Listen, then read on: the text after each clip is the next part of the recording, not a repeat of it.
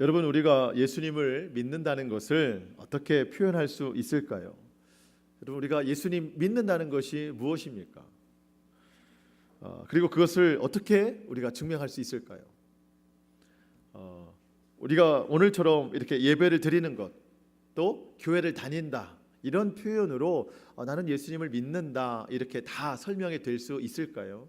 혹시 누군가 나에게 당신은 종교가 뭡니까? 라고 물어볼 때 나는 교회 다닙니다, 나는 기독교입니다, 이렇게 말한다고 해서 내가 예수님 믿는 것을 정말 잘 표현했다라고 우리가 말할 수 있을까 좀 생각을 해봅니다. 여러분, 우리가 예수님을 믿는 것은 예수님을 믿고 구원받았다는 뜻입니다. 너무 익숙한 표현이어서 때로는 이게 정말 감동이 없을 때도 있지만, 여러분, 이것이 우리에게 정말 큰 은혜예요. 모든 인생이 다 그렇듯이 죄 가운데 놓여있던 나에게 예수님이 찾아오셔서 무엇으로도 해결할 수 없었던 내 모든 죄의 값을 십자가에서 대신 치르셨습니다. 로마서 6장 23절에 보면 죄의 삭은 사망이요 그랬습니다. 죄의 값은 사망이다. 여러분, 우리가 물건을 하나 사도 돈을 내야 됩니다. 그리고 이런 공간을 얻든지 빌리든지 해도 다 돈을 내야 되는 거예요. 여러분, 죄라는 것도 그래요. 죄는 본래 우리의 것이 아닙니다. 내가 죄를 짓는 것 같지만 정확히 말하면 여러 종류의 죄를 내가 사서 쓰는 겁니다. 하루에도 우리는 수많은 죄를 사서 써요. 정욕의 죄, 욕심의 죄, 음란의 죄, 미움과 정죄의 죄, 불순종의 죄, 일일이 말할 수 없는 수많은 죄를 갖다가 쓰는데, 이런 그 모든 죄에 대해서 값을 지불해야 됩니다. 그런데 이 죄의 값은 돈으로 지불할 수 있는 게 아니에요. 사망으로만 값으로 지불할 수 있다고 말합니다. 여기서 말하는 사망은 육신의 죽음만이 아니라 영원한 죽음, 바로 지옥을 뜻하는 거예요. 여러분, 우리가 예수님을 알기 전에는 이 죄의 값을 갚아본 적이 없어요. 아니, 갚을 수도 없었고, 더 정확히 말하자면 이 죄의 값이라는 것이 있는 줄도 몰랐어요. 사실은 하나님께서 이런 무지한 우리에게 긍휼을 베풀어 주셔서 예수님을 통해서 나의 죄값을 대신 갚아 주셨습니다. 예수님께서 십자가에 달려 죽으심으로 우리의 모든 죄의 값을 치르셨다는 겁니다. 여러분, 이것이 대속의 은혜예요. 예수님이 십자가에 달려 죽으심으로 모든 인류의 죄를 대속하여 주셨는데, 그 예수님의 십자가가 내 죄 때문이다 믿고 선포하는 자에게는 예수님의 그 대속의 은혜가 임하게 되는 겁니다. 그 대속의 은혜가 임했다는 것을 믿고 고백하는 것, 여러분, 이것이 예수님을 믿는 것입니다. 이 믿음이 우리 가운데 분명하게 임하시기를 축원합니다. 그리고 그 소망의 구원을 따라 현재 닥쳐온 이 환난과 고난을 믿음으로 이겨내고 견뎌내는 것, 이것 역시 내가 예수님을 믿는다라고 말할 수 있는 거예요. 여러분, 대속의 은혜를 분명하게 아는 사람은 지금 당하고 있는 환난과 고난을 능히 이겨낼 수 있습니다. 예를 들어서 가장 높은 산을 정복한 사람은 그보다 낮은 산들은 쉽게 정복할 수 있어요. 여러분, 우리 인생에 있어서, 아니 모든 인류에게 있어서 정복하지 못할 산이 있다면 바로 그것은 죄값을 치르는 거였어요. 그런데 예수님께서 그 죄값을 대신 치러주셨습니다. 죄의 산을 정복해 주셨어요. 그렇다고 보면 우리가 지금 당하고 있는 이 환난과 고난은 그만큼은 안 되는 것들입니다. 그렇기 때문에 우리의 모든 그 불가능의 산을 정복하신 예수님을 의지하면 지금 당하고 있는 환난과 고난은 능히 이겨낼 수 있다는 겁니다.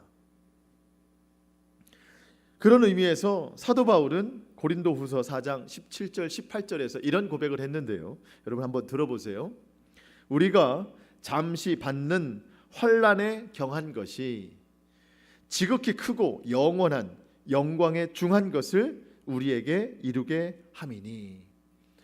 여러분 우리가 받은 이 구원의 놀라운 이 능력, 우리가 그것을 생각하면 정말 크고 대단하다고 하는 것을 생각해 보면 지금 받고 있는 이 환난은 작고 가벼운 것이다. 그렇게 고백하는 거예요. 그러면서 우리가 주목하는 것은 보이는 것이 아니요, 지금 내 눈앞에 보여지는 환난, 고난, 이것을 주목할 게 아니고 보이지 않는 것을 주목한다. 왜냐하면 보이는 것은 잠깐이요, 보이지 않는 것은 영원합니다. 여러분, 우리가 당하고 있는 환난과 고통, 그 크기가 어떠하든지 장차 우리에게 올 하나님의 영광의 중한 것과 비교해 보면 작고 가벼운 것이래요. 누군가는 마음속으로 혹시 그렇게 말할 수 있어요. 당해보지 않은 사람은 몰라. 내가 지금 얼마나 힘든 상황인데. 그럼 물론 우리의 삶이 쉽다고 말하는 것은 절대 아닙니다. 우리 모두는 늘 힘겨운 삶을 살아갑니다. 하지만 대속의 은혜를 분명하게 경험한 사람은 바울과 같은 고백을 할 수 있다는 거예요. 여러분, 오늘 환난과 고난 우리가 지금 당하고 있다면 장차 올 하나님의 크고 영원한 그 영광의 중한 것으로 다 이겨낼 수 있기를 축복합니다. 시편 기자가 이런 고백을 했어요. 121편 1절 말씀에 내가 산을 향하여 눈을 들리라. 나의 도움이 어디서 올까? 이 시편의 제목이 성전으로 올라가는 노래예요. 유대인들은 명절이 되면 자국민들이든지 아니면 해외에 거주하는 모든 사람들이 다 예루살렘에 있는 성전에 다 찾아와서 예배를 드립니다. 근데 이 예루살렘은 조금 높은 산에 있어요. 그 산에 있는 예루살렘 성전으로 찾아가는데 성전에 올라가면서 이 고백을 한다는 거예요. 성전을 쳐다보는데 그 좌우에 펼쳐진 산이 있습니다. 산이 있어요. 이 산을 바라보면서 속마음을 내비치는 거예요.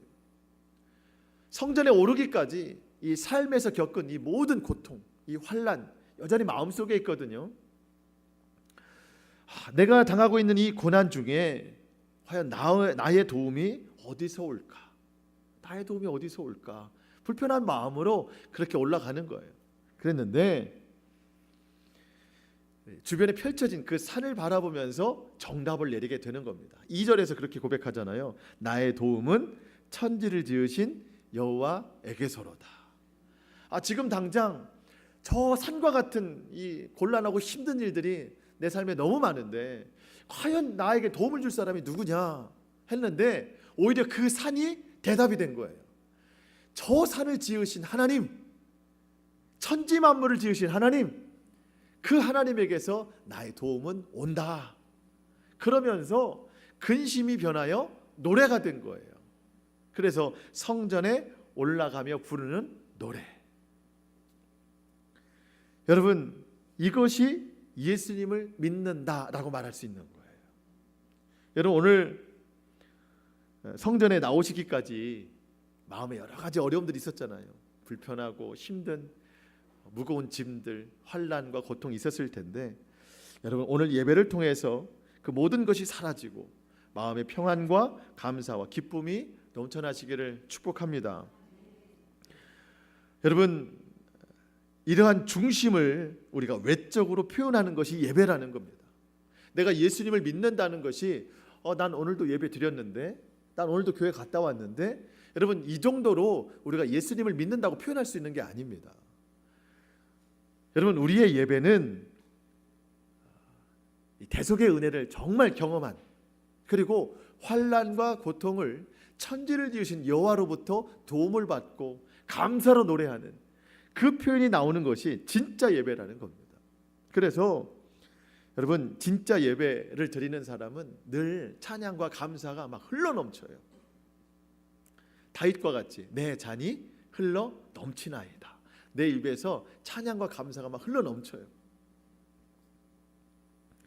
말씀에 대한 사모함은 꼭 목회자가, 설교하는 사람이 여러분 오늘 정말 집중하셔야 됩니다, 이렇게 여러 번 얘기하지 않아도 말씀에 대한 사모함은 엄청난 집중력을 내게 막 쏟아내는 거예요. 내 스스로가. 왜냐하면 말씀이 없이는 이러한 신앙생활을 할 수 없다는 것을 알기 때문에 이 예배 시간에 내가 말씀에 대한 집중력, 사모함이 남다르게 되는 것이죠. 뭐 누가 말하지 않아도 스스로 잘 지켜나가는 거예요.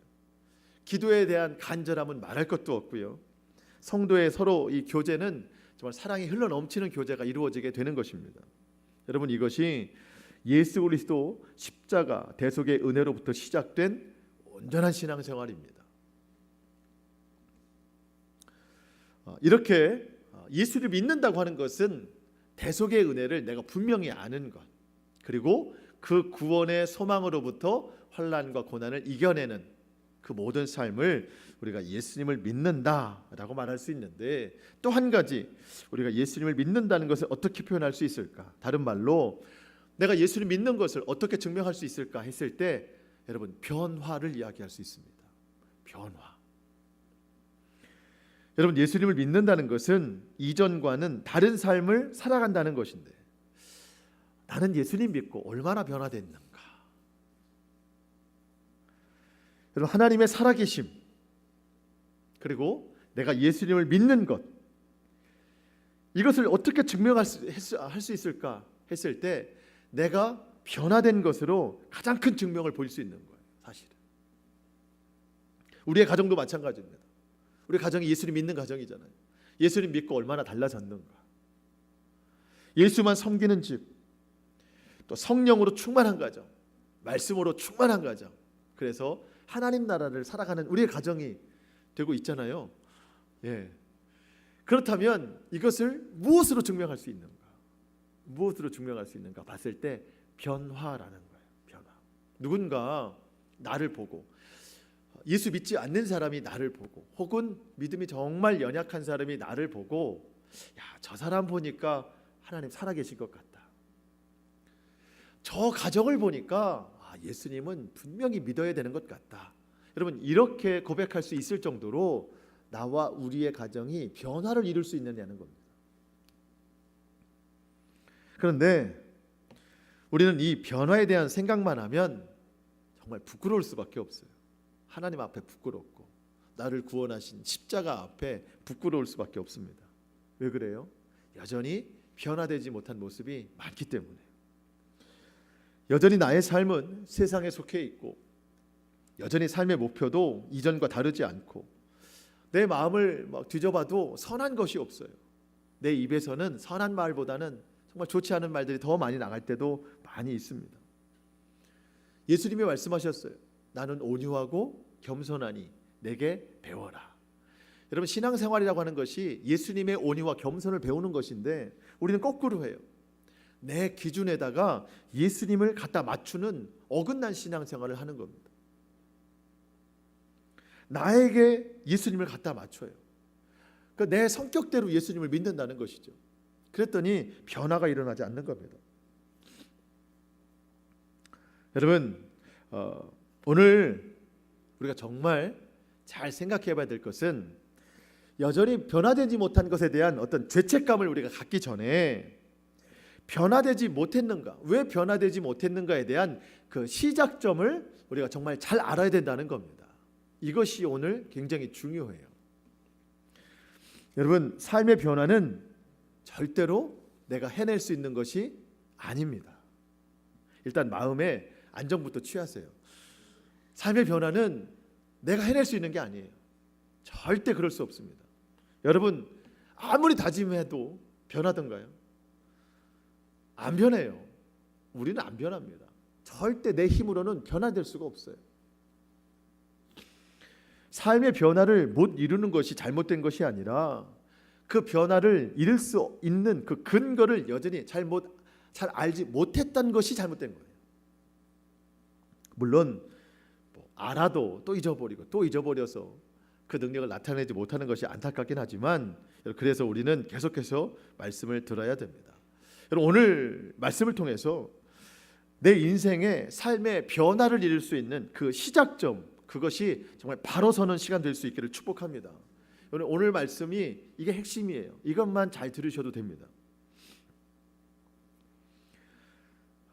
예수님의 사람들은 신분이 완전히 바뀐 사람들입니다.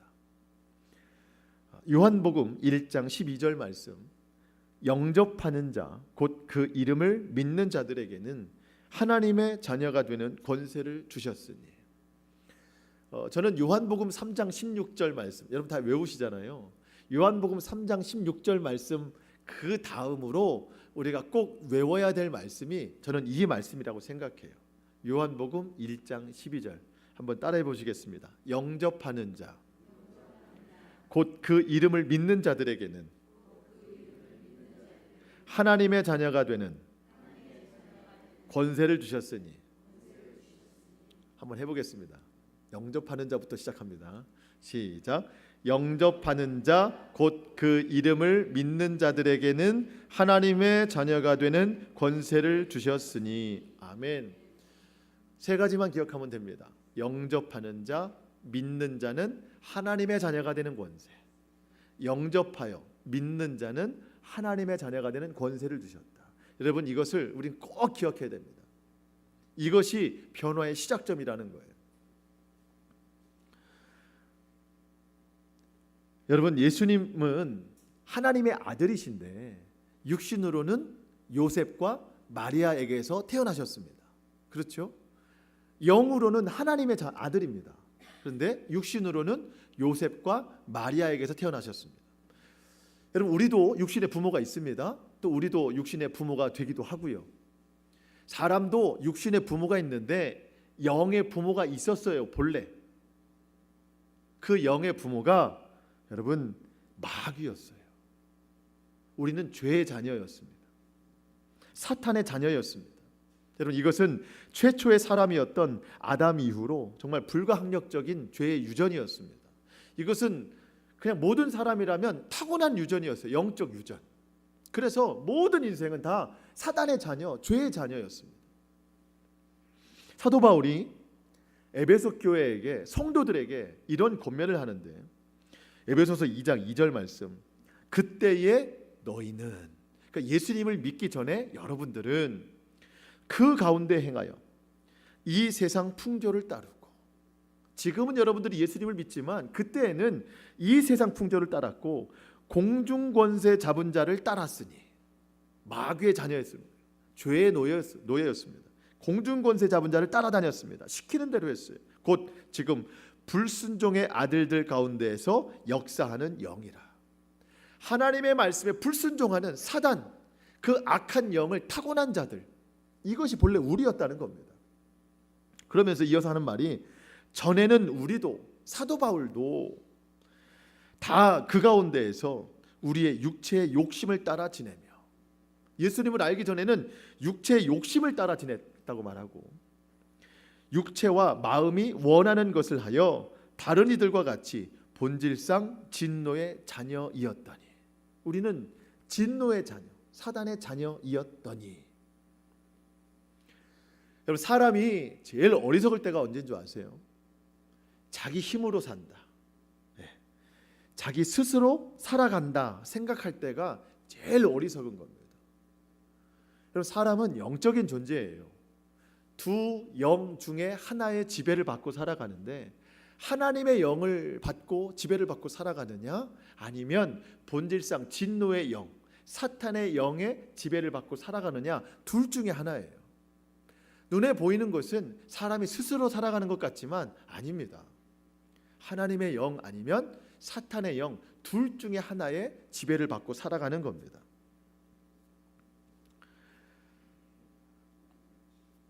사도 바울이 말하기를, 에베소 교인들이 전에는, 그때에는 너희들도 다 사탄의 영의 지배를 받고 살아가는 본질상 진노의 자녀라는 신분을 가지고 살아갔던 사람들이다.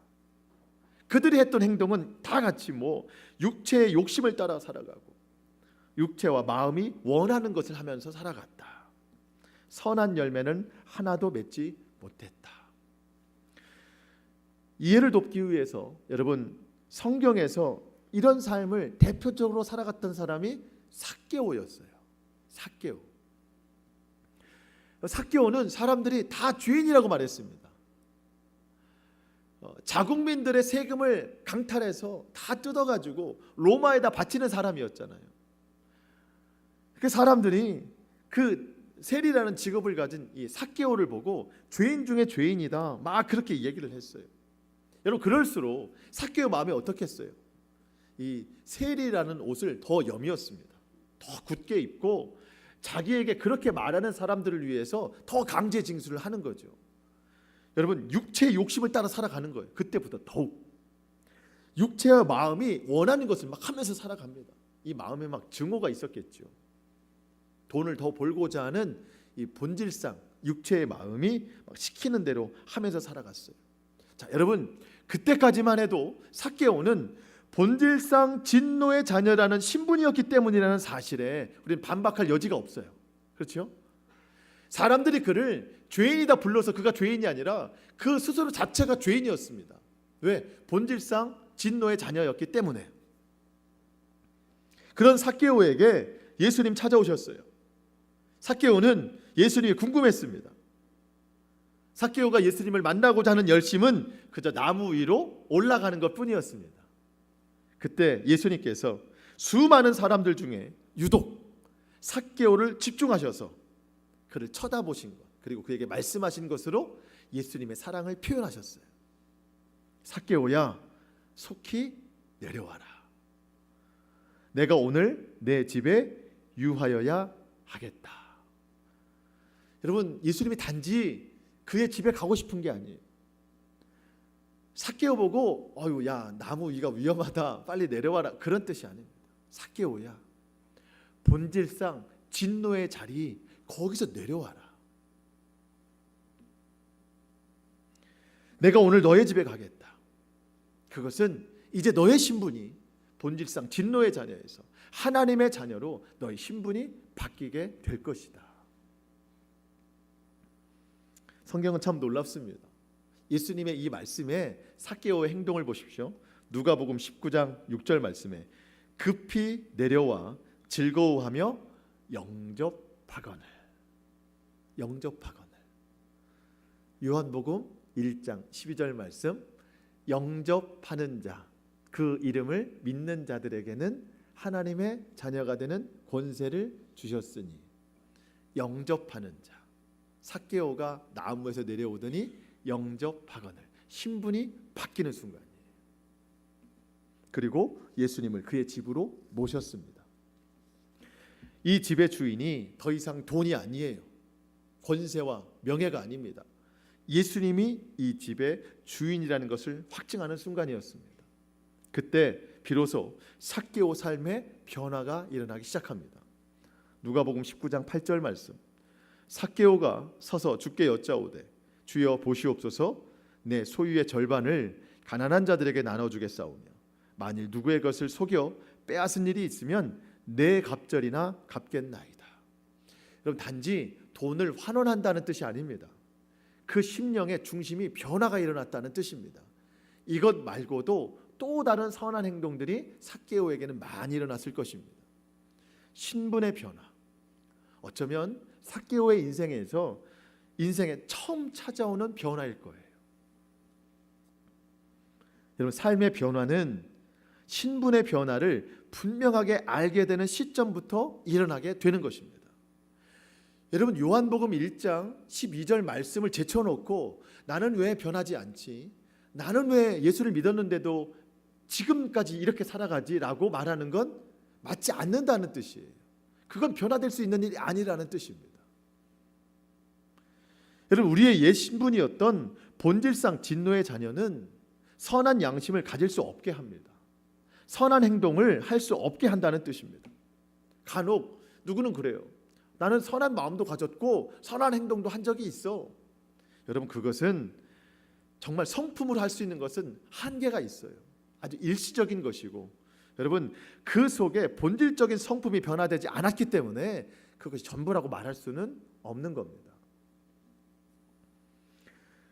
여러분, 우리의 이 죄로 가득했던 옛사람의 모습이 예수님 십자가에서 완전히 벗어졌다는 겁니다. 4절 말씀 보시겠습니다. 혹시 볼펜을 갖고 계신 분은 볼펜을 좀 준비해 주시면 좋겠고요. 4절 말씀, 그러므로 우리가 그의 죽으심과 합하여 세례를 받음으로 그와 함께 장사되었나니 이는 아버지의 영광으로 말미암아 그리스도를 죽은 자 가운데서 살리심과 같이 우리로 또한 새 생명 가운데서 행하게 하려 하심이라. 새 생명, 새 생명. 거기 한번 동그라미를 쳐주시면 좋을 것 같아요. 새 생명. 여러분, 예수님께서 십자가에 달려 죽으실 때 예수님이 육신만 죽으신 것이 아니라 우리의 모든 죄를 다 거기에서 사해 주셨습니다. 그러면서 그때 함께 죽은 것이 본질상 진노의 자녀라고 했던 신분도 거기에서 죽었어요. 우리의 옛 성품도 다 죽었습니다. 주님이 죽으심으로 부활하신 것처럼 그 가운데에서 우리에게 새 생명을 주셨어요. 새 신분을 주셨다는 겁니다. 여러분, 그동안은 우리가 변하고 싶어도 변할 수 없었던 사람들입니다. 그런데 신분의 변화를 이루고도 여전히 삶의 변화를 이룰 수 없었던 것은 내 신분의 변화를 알지 못하고 여전히 내 힘으로 변하려고 했기 때문에 그렇습니다.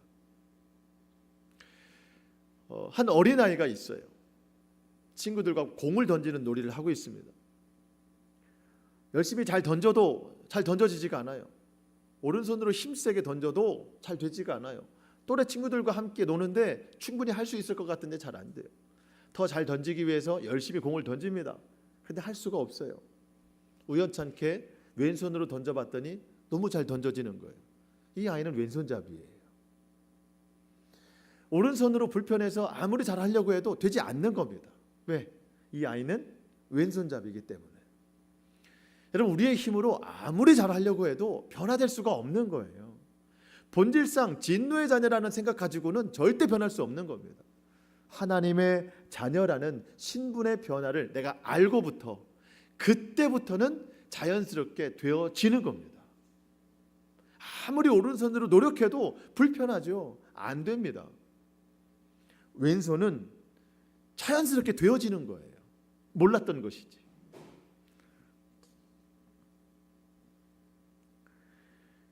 육 절 말씀 보겠습니다. 6절 말씀. 우리가 알거니와 우리의 옛사람이 예수와 함께 십자가에 못 박힌 것은 죄의 몸이 죽어 다시는 우리에게 종노릇하지 아니하게 하려 함이니 이는 죽은 자가 죄에서 벗어나 의롭다 하심을 얻었습니다. 여러분, 우리가 이 사실을 정말 분명하게 알아야 됩니다. 예수님이 십자가에 못 박히실 때 우리의 옛사람이 같이 십자가에 못 박혔어요. 더 이상 우리는 죄에게 종노릇하지 않습니다. 죄가 우리의 아비가 되지 않아요. 이제는 죄가 시키는 대로 살지 않습니다. 신분의 변화가 됐어요. 하나님의 자녀가 됐어요. 예전에는 이것도 몰랐어요. 이런 사실도 모르고 살았어요. 그냥 그게 자연스러웠고, 아니 자연스럽다는 것조차도 모르고 살았던 인생입니다. 이제는 이 진리를 믿음으로 자연스럽게 되어지는 역사가 분명하게 일어날 줄 믿습니다. 그렇다면 당연히 되어져야 되는 이 일이 왜 나에게 일어나지 않는가? 왜 예수님을 믿고도 신분의 변화가 일어났는데도 나는 변화되지 않는가? 여러분, 이제는 육체와의 싸움인데 그동안 내 육체의 주인은 누구였어요? 사탄이었습니다. 마귀였어요. 마귀가 시키는 대로 마귀의 죄를 갖다가 썼어요.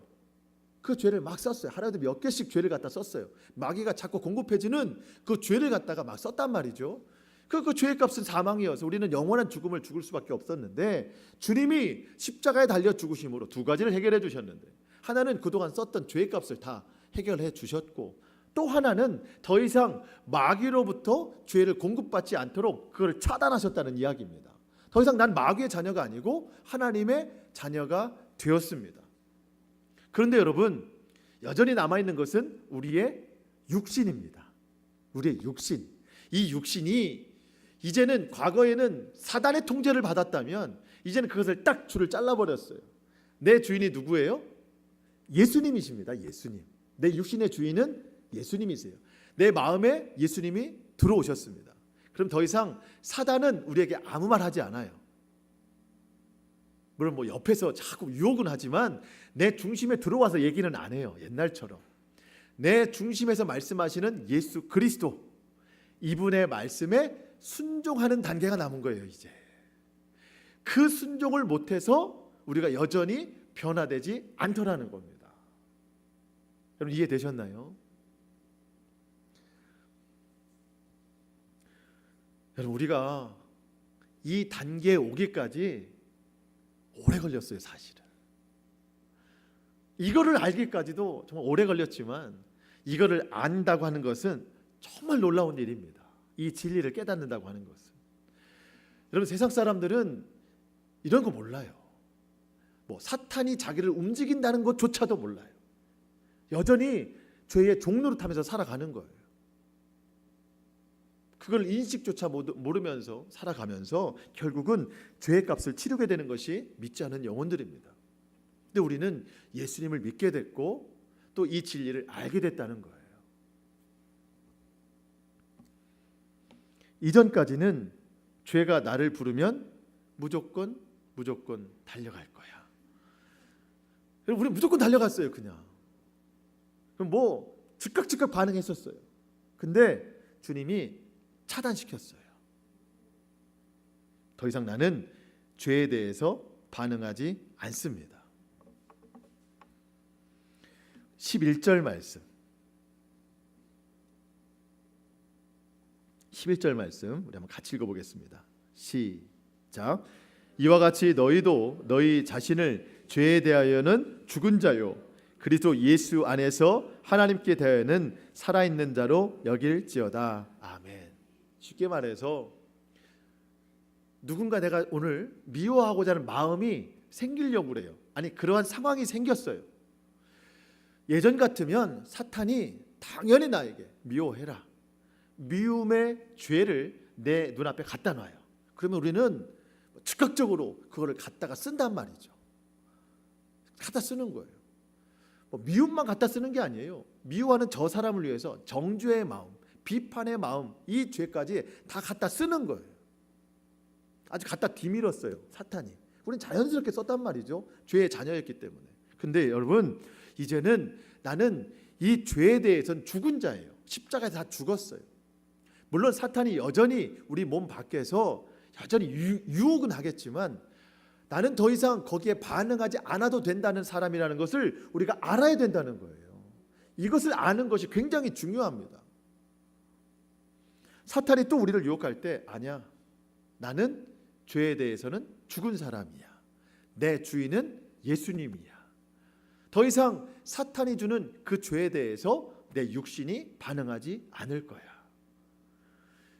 여러분 예수님이 마음의 중심에 자리 잡은 사람들은요 그 죄를 갖다 쓰라고 말씀하시지 않잖아요. 주님이 미워하지 마라, 사랑해라. 우리가 얼마나 많은 말씀을 들었나요? 이제는 그 말씀에 순종하는 단계까지 나가야 된다는 것입니다. 그래서 오늘 우리가 확신하는 것은 나 스스로는 죄를 이길 수 없었지만 이제 내 속에 거하시는 예수 그리스도로 인하여서 나는 죄를 이길 수 있다. 이 선포가 분명하게 있어야 된다는 겁니다. 그리고 그동안 참 지긋지긋할 정도로 변화되지 못했던 나의 삶이었는데 이제는 내 안에 살아계신 예수 그리스도의 말씀을 따라서 나는 변화될 수 있다.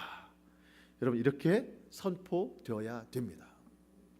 여러분 나도 모르는 사이에 우리 몸의 지체, 우리 몸을 이루고 있는 각 지체가 얼마나 안 좋게 사용됐는지 몰라요.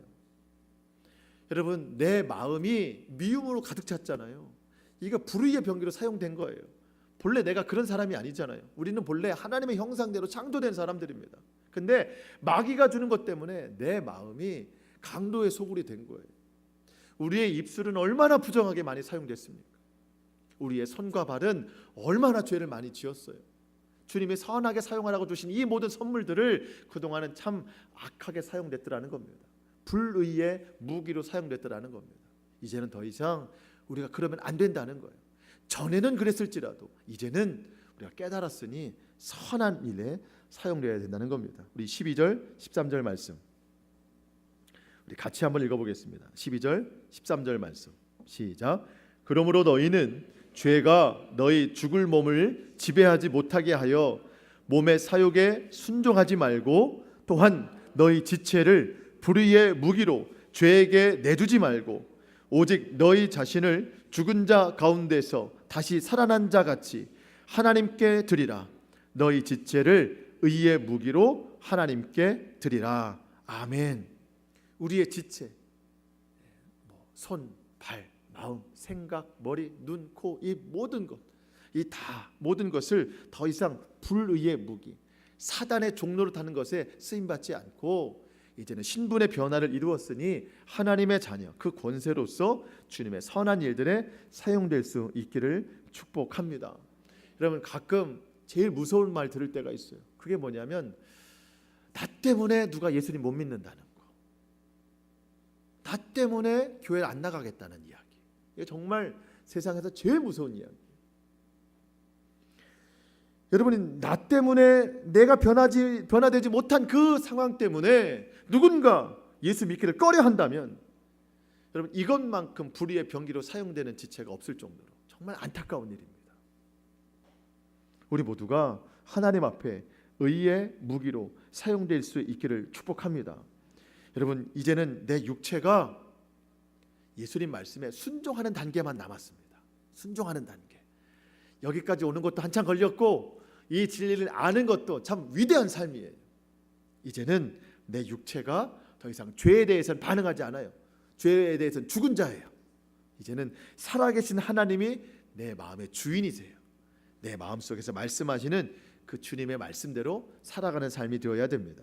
마지막으로 갈라디아서 2장 20절 말씀 드리고 마치겠습니다. 내가 그리스도와 함께 십자가에 못 박혔나니 그런즉 이제는 내가 사는 것이 아니요 오직 내 안에 그리스도께서 사시는 것이라. 이제 내가 이 육체 가운데 사는 것은 나를 사랑하사 나를 위하여 자기 자신을 버리신 하나님의 아들을 믿는 믿음 안에서 사는 것이라. 여러분, 우리의 육체는 하나님의 아들 예수 그리스도를 믿는 믿음으로 살아가는 겁니다. 그렇게 알면 되는 거예요.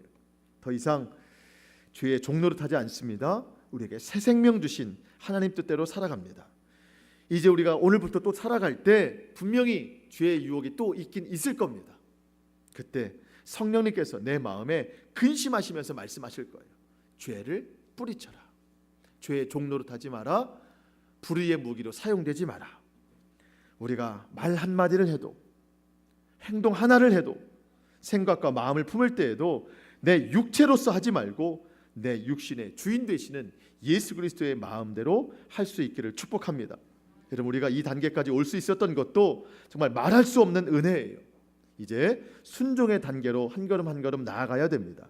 이 고백이 우리의 삶의 실제를 이룰 수 있기를 주님의 이름으로 축원합니다.